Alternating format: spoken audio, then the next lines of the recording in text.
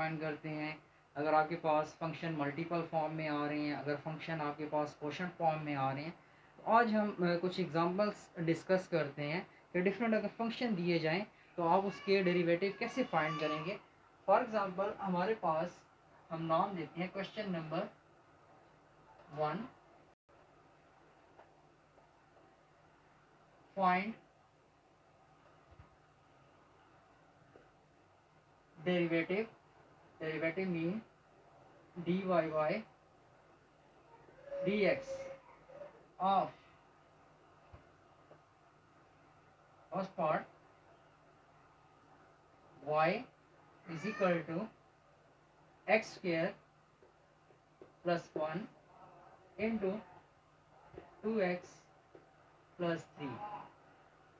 देखिए ये आपके पास दो फंक्शन है डिफरेंट जो कि प्रोडक्ट फॉर्म में है। तो हम इस पर प्रोडक्ट रूल इंप्लीमेंट करेंगे। थोड़ा सा रिकॉल कर लें कि हमारे पास प्रोडक्ट रूल क्या था।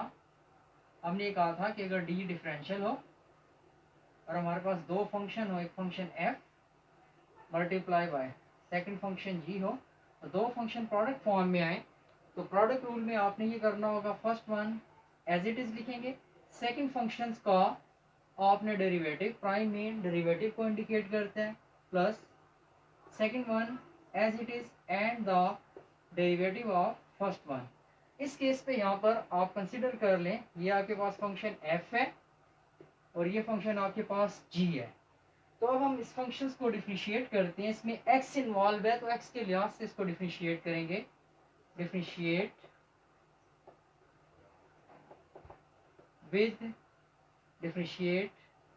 With respect to x। ठीक है, ये जो गिवन फंक्शन है इसको x के लिहाज से हमने डिफरेंशिएट करना है। ऑपरेटर अप्लाई कर लें, dy by dx this is equal to dy dx and x square plus 1 2x plus 3। इस पर प्रोडक्ट रूल इंप्लीमेंट करते हैं। तो product rule first one as it is x square plus 1 and the derivative of second one which is 2x plus 3 here plus second one as it is and the derivative of first one. आपके पास जो result आएगा x square plus 1 as it is.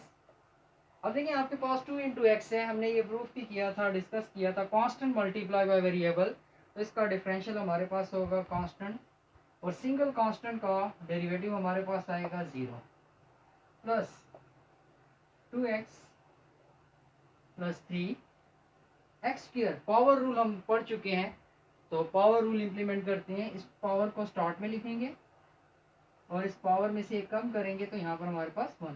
Single constant का derivative हमारे पास आएगा 0 और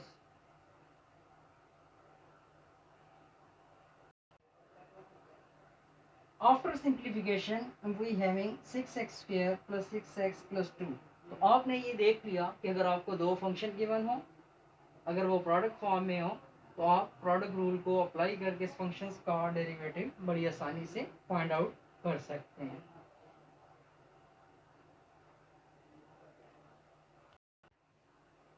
अब हम चलते हैं सेकंड पार्ट की तरफ कि अगर आपके पास दो फंक्शन क्वोशंट फॉर्म में हो, quotient form mean division form में हो, तो आप इस फंक्शंस को कैसे डिफरेंशिएट करेंगे।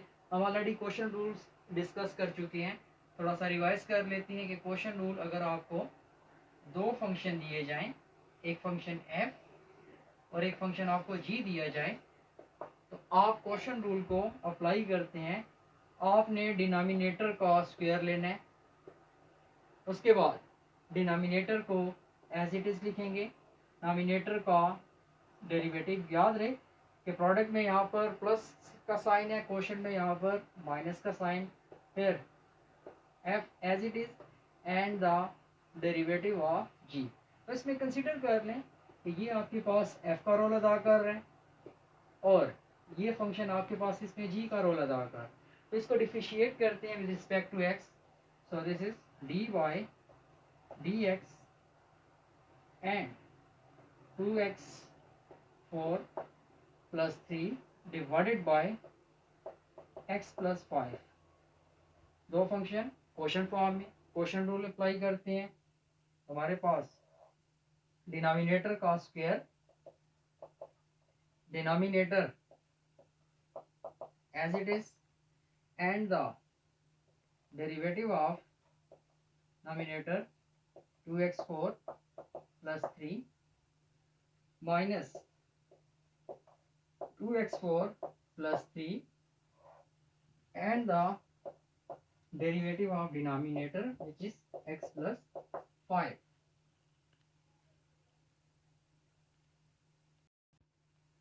तो आपके पास क्वेश्चन रूल का फार्मूला हमने इम्प्लीमेंट किया।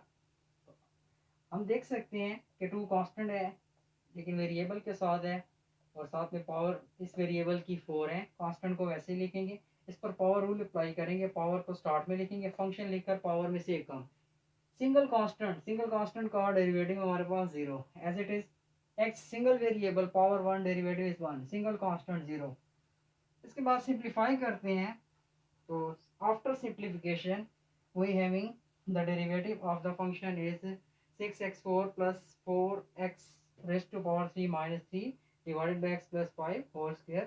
This is the derivative of this function। अब हम थर्ड पार्ट की तरफ चलते हैं। थर्ड पार्ट में आपसे वही कहा गया है कि dy by dx फाइंड करें, लेकिन यहाँ दो डिफरेंट फंक्शन है।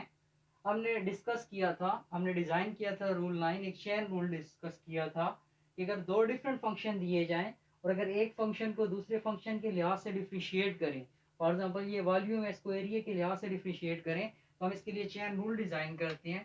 तो हमारे पास जो चेन रूल होगा इस केस में d Y by d x this is equal to D by, involving variable t है तो टी के लिहाज से चेन बनाएंगे d t as it is d x and divided by d T.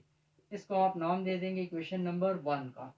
This is called chain rule. अब y function है, इसको D के लिहाज से डिफ्रेंशिएट करना है, एक्स फंक्शन है, इसको भी टी के लिहाज से डिफ्रेंशिएट करना है। तो हमारे पास D Y by D T this is equal to D by D T Y, Y is equal to T raise to power 3 plus 2 is equal to T cube का derivative according to power rule, power को start में लिख लेंगे और power में से हमने एक कम कर लेना है। सिंगल कांस्टेंट है, कांस्टेंट का डेरिवेटिव हमारे पास 0, तो यहाँ से हमारे पास रिजल्ट आएगा 3t²। सेकेंड वन इसमें dx by D T, so dx by D T, X की value given x is equal to 2t² plus 5, फिर 2 आपके पास कांस्टेंट वैसे ही लेकिन वेरिएबल, तो t² का डेरिवेटिव पावर को स्टार्ट में, पावर में से कम पावर रूल अप्लाई करेंगे, सिंगल कांस्टेंट का derivative 0। After simplification we have this is 4t। अब ये जो दोनों वैल्यूज आ रही है इसको इक्वेशन 1 में पुटिंग कर लें। Equation 1 implies that dy by dx this is equal to dy by dt which is equal to tt² divided by dx by dt which is equal to 4t, this is equal to 3t divided by 4। आपने देखा कि अगर आपको दो different function दिए जाएं तो आपके पास जो फंक्शंस का डेरिवेटिव होगा वो आपके पास आएगा 3t divided by 4। It is all about product rule, quotient rule and the chain rule. To be continued. Thank you very much.